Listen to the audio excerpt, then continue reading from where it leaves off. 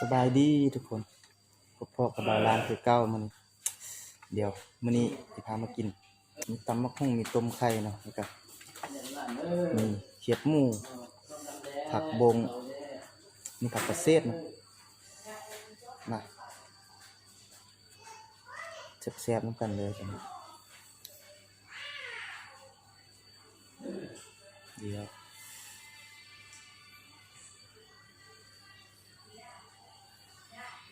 ทำง่ายๆ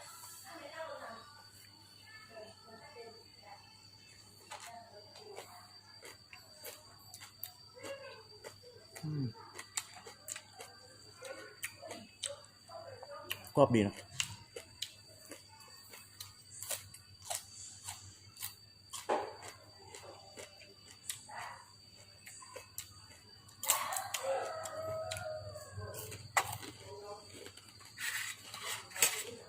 จุดน้ำไม่หนุ่ม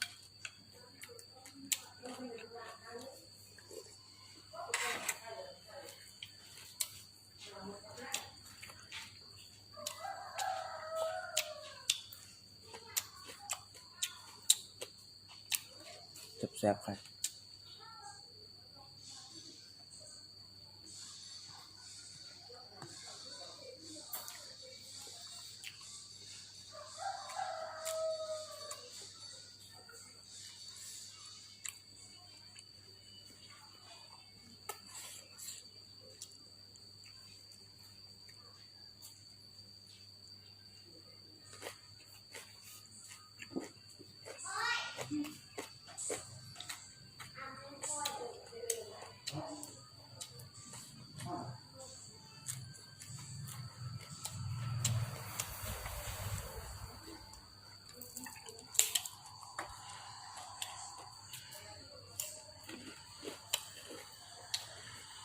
แซ่บเนาะ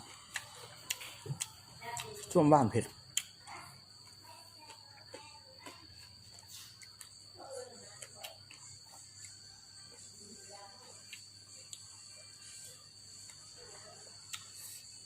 ไม่ง่าย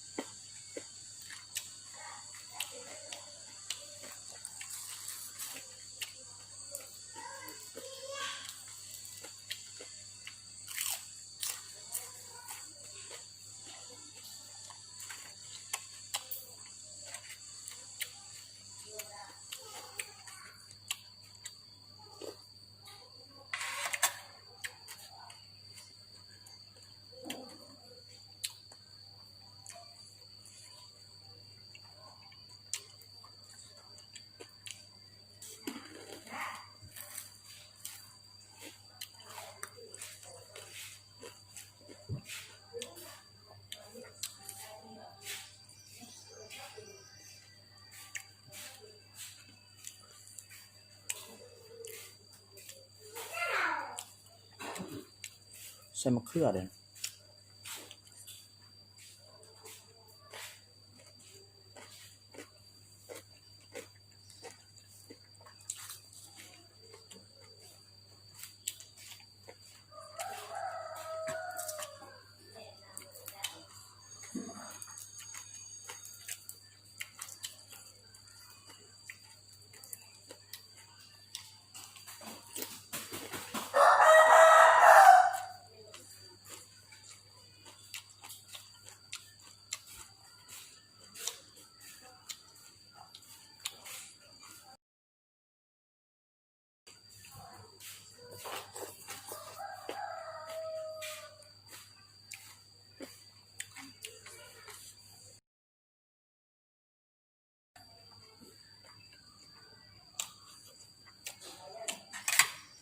เดี๋ยวสดเลย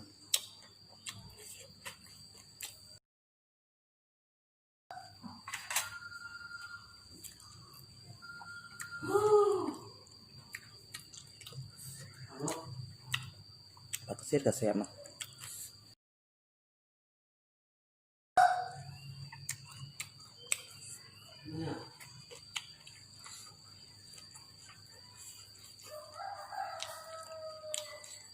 ฟ้ากับมือดูแลตัวนี้กูมีรถแล้ว 9 โมง 10 โมงไปแล้ว11 โมงรถสัญญาณมีเที่ยวเดียวรถสัญญาณมีเที่ยวเดียวเดี๋ยวนี้มันหมดแล้วรถอันน่ะป้าเป็นมือกันมือแหละ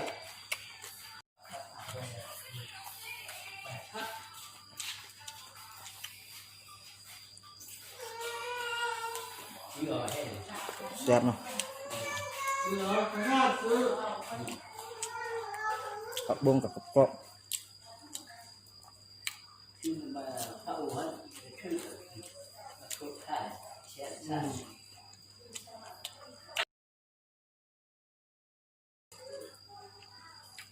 แม่พาเขาขับพาไปบ้านบ้านเองแต่ว่าที่ขาดสมุดมึนเลยอาชีพนี้ช่องดังเลยมึงแต่กระพันตายขาบ้านเองสัตว์เนี่ยอาชีพนี้ช่องดังใช่ตาอยู่ตาเราใช่มาใจปักใจดีถ้าหมอเขาอะไรนะอะไรนะมือระดับมือระดับ มีช่องอาชีพนี้เนี่ยช่องดังมาเลยเรื่องนี้นะโชคดีโชคดีเนี่ย ใจ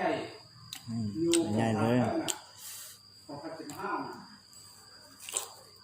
มันฟาดได้มาค่อยฟาดมันมาคือได้เมื่อโอ้มือปะแก่มีหมอมอดได้เลย ถึงว่าพาตลอดทุกคนดูใจกระพัน ก็คือได้ในห้องห้ามไหนห้ามคอน่ะพวกคอเอาเสาห้าตาไว้คิดมูจะเป็นกันคิดอะไรนี่ในอย่างถ้าให้กระเจี๊ยบกันนะ บอกนั่นก็ได้พ่อเฮ็ดได้ เงินเตะเจ้าเนี่ยเงินเตะเจ้าเนี่ยเพราะถ้ามันจะไปยุ่งจะไปยุ่งเหรอมันเป็นโอเค น้ำมันหนัวแซ่บเนาะ เลยนะมันก็คือโอเคเนี่ยมันยุ่งเอาไว้ว่ายุ่งจะถ้ามันนี่คืออะไร หลับเฮ็ดเท่าไหร่เนี่ยเอ๊ะไม่เพชร ตัวนั้นเสียตัวนี้กันแต่เป็นคำไม่เดียวกันละจะเนี่ยอยู่มีคำเนี่ยมันจะคือช่วยให้ช่วยมีคำมีได้หนึ่งไปเป็นอะไร เพชรเป็นใครมาหยา สดเอา เรา เลย เนี่ยอยู่อันขัดโผล่นี่วันขัดโผล่นี่เอาอีเนี่ยนะสิ แล้วโอเครู้ว่าจะรู้ภาพที่แค่ไปเลยแล้วนะไปที่คุณก็เอาไปเลยแล้วไปโพสเฟซเพราะว่านี่นะเรื่องอยู่ช่องมือถือโทรเรียกไปใช้กับมือถือโทรหาเขาเอาไปไอ้นอนจับนะคุณจะเข้าเอาแค่แม่